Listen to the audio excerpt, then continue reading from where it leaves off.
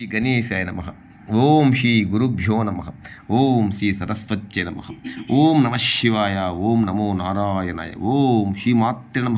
సోమవారం సాయంకాల సమయంలో ఆ కైలాసపతి, ఆ జడల శంకరుడు, ఆ బోలా శంకరుడు, ఆ అరుణాచల శివుడు, ఆ సాంబశివుడు, ఆది మధ్యంతరహితుడు, వేదాంత వేద్యుడు జడల శంకరుడు కొంచెం నిలుపోస్తే పరవశించిపోయి అభిషేకపురిని లక్ష్మీ మేడం గారు తన లింగాష్టకంతో పిలుస్తున్నారు. రండి, లైక్ చేయండి, షేర్ చేయండి, నచ్చితే సబ్స్క్రైబ్ చేయండి.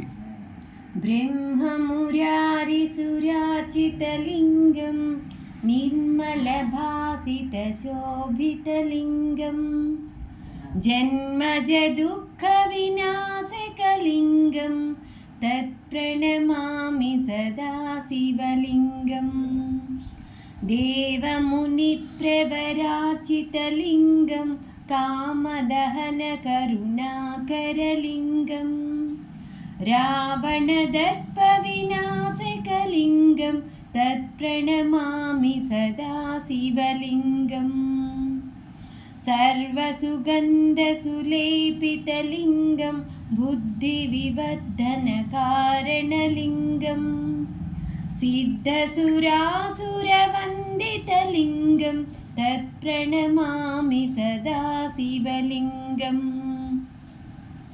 कनकमहामणिभूषितलिङ्गं फणिपतिवेष्टितशोभितलिङ्गं दक्षसुयज्ञविनाशनलिङ्गं तत्प्रणमामि सदा शिवलिङ्गं कुङ्कुमचन्दनलेपितलिङ्गं पङ्कजहारसुशोभितलिङ्गं सञ्चितपापविनाशनलिङ्गं तत्प्रणमामि सदा शिवलिङ्गं देवगणार्चितसेवितलिङ्गं भावैर्भक्तिभिरेव च लिङ्गं दिनकरकोटिप्रभाकरलिङ्गं तत्प्रणमामि सदा शिवलिङ्गम् अष्टदलोपरिवेष्टितलिङ्गं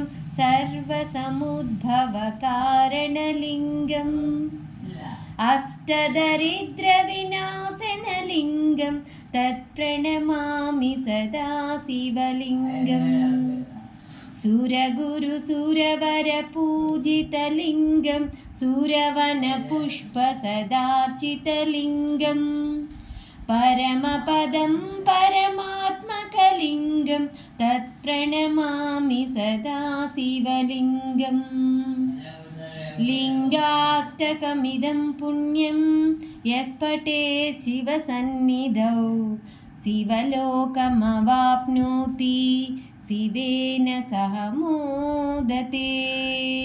ఈ లింగాష్టకము, ఈ పుణ్యప్రదమైన ఈ 8 శ్లోకాలని ఆ కైలాసపతి, ఆ సదా శివుని వగ్ర ఎవరైతే చదువుతారో వారందరూ శివలోకమును పొంది శివానందమును అనుభవించెదరు.